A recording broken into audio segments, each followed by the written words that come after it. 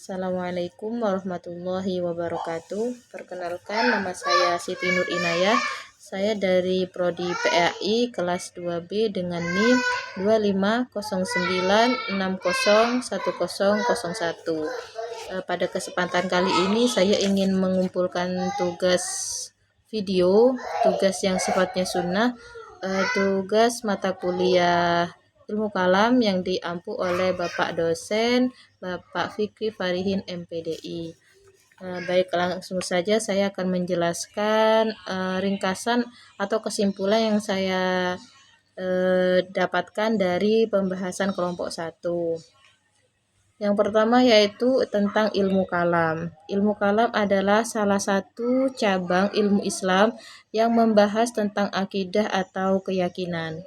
Ilmu ini tidak hanya menjelaskan apa yang harus diimani, tetapi juga memberikan penjelasan secara rasional dan sistematis.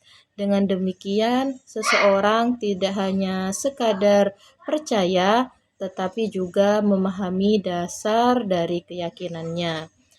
Tujuan ilmu kalam adalah untuk memperkuat keimanan serta memahami hubungan antara Allah, manusia, dan alam semesta. Selanjutnya yaitu landasan ilmu kalam dalam Al-Quran, atau di dalam makalahnya itu disebut ayat-ayat kalam dalam Al-Quran.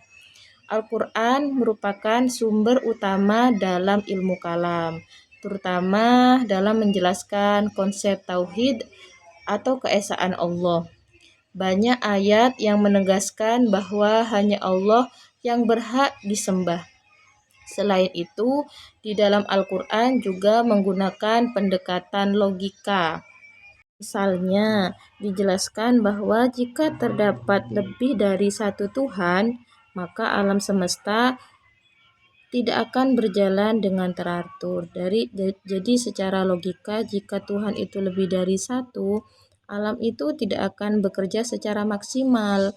Misalnya Tuhan yang satu, yang A, pengennya sekarang hujan.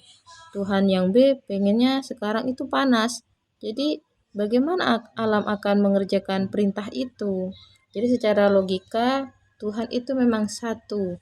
Dan dalam ayat Al-Quran juga sudah dipertegas, dijelaskan juga, yaitu dalam surat Al-Ikhlas ayat pertama yang bunyinya Bismillahirrahmanirrahim, Qul huwallahu ahad, yang artinya yaitu katakanlah bahwa Tuhan itu satu, yaitu Allah Subhanahu wa Ta'ala.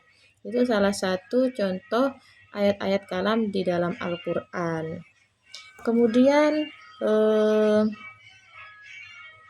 Al-Quran juga mendorong manusia untuk berpikir dan merenung terhadap ciptaannya, sehingga keimanan itu tidak hanya bersifat menerima, tetapi juga dapat dipahami menggunakan akal. Pembahasan tentang sifat-sifat Allah seperti Asmaul Husna juga menjadi bagian dari kajian ilmu kalam. Jadi ayat-ayat tentang ilmu kalam itu banyak. Selain menjelaskan tentang ketauhidan atau keesaan, juga menjelaskan tentang kenabian. Terus juga menjelaskan tentang sifat-sifat Allah. Munculnya ilmu kalam tidak terlepas dari kondisi setelah wafatnya Nabi Muhammad SAW, terutama terkait persoalan kepemimpinan. Terjadi konflik internal seperti pada masa Khalifah Utsman bin Affan yang berujung pada wafatnya beliau. Jadi Utsman bin Affan itu wafat karena terbunuh. Kemudian berlanjut pada perselisihan antara Ali bin Abi Thalib dan juga dengan Muawiyah bin Abi Sufyan setelah Perang Siffin. Perselisihan tersebut sempat diselesaikan melalui peristiwa tahkim atau arbitrase atau juga dikenal dengan istilah mediasi. Namun bukan jalan tengah yang didapatkan atau bukan hasil yang memuaskan yang didapatkan, malah justru menyebabkan perpecahan di kalangan umat Islam. Dari sini permasalahan yang awalnya bersifat politik kemudian berkembang menjadi perdebatan teologis seperti tentang status keimanan seseorang, khususnya bagi pelaku dosa besar. Seperti kelompok Khawarij itu menganggap bahwa orang yang melakukan dosa besar itu adalah orang yang kafir, seperti itu, aliran yang terlalu ekstrim. Salah satunya yaitu Khawarij.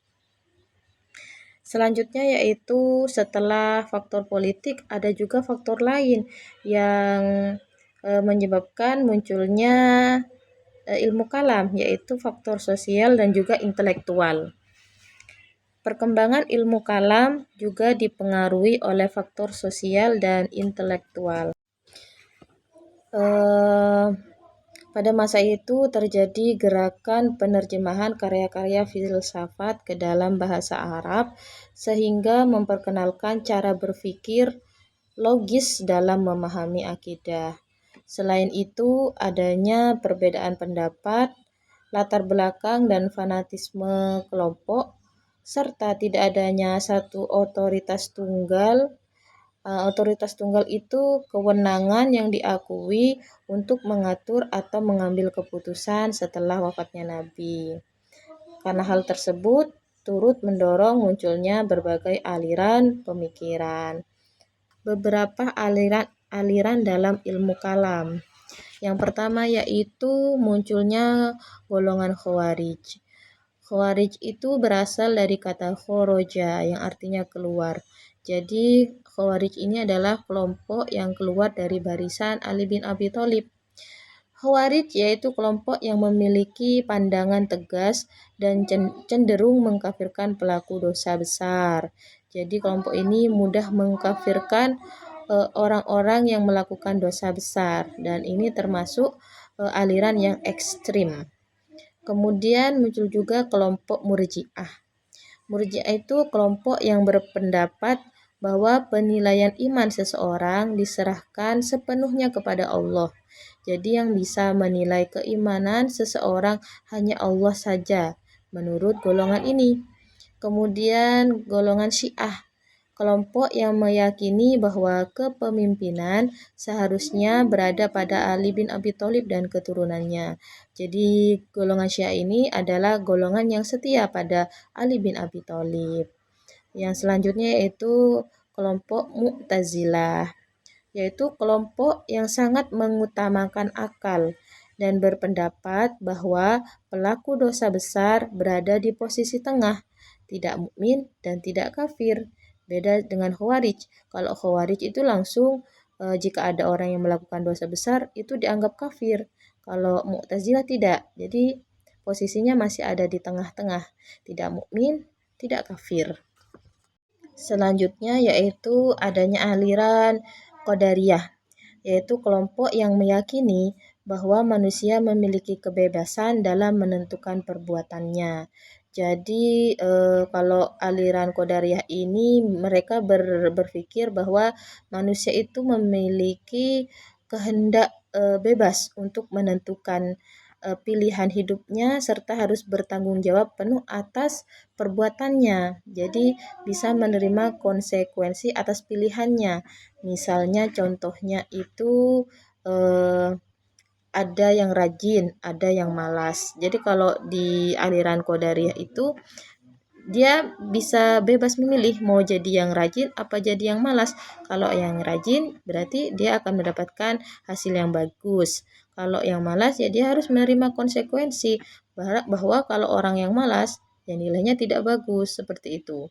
Jadi kalau di Qadariyah itu masih memiliki kehendak bebas untuk memilih.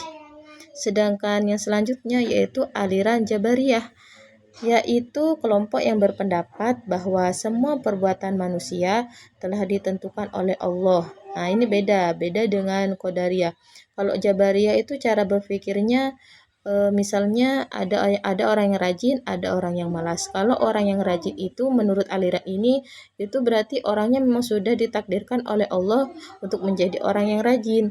Begitu pula sama orang yang malas. Dalam aliran ini itu dianggapnya kalau orang malas itu sudah ditakdirkan sama Allah menjadi orang yang malas.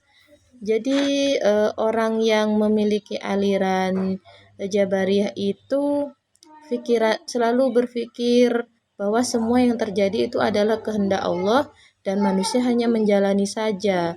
Mereka tidak ada ikhtiar. Seolah-olah mereka menjalaninya itu terpaksa. Makanya dalam ilmu kalam, kedua aliran ini itu disebut aliran ekstrim. Kalau Qadariyah itu ekstrim kanan, kalau Jabariyah itu ekstrim kiri.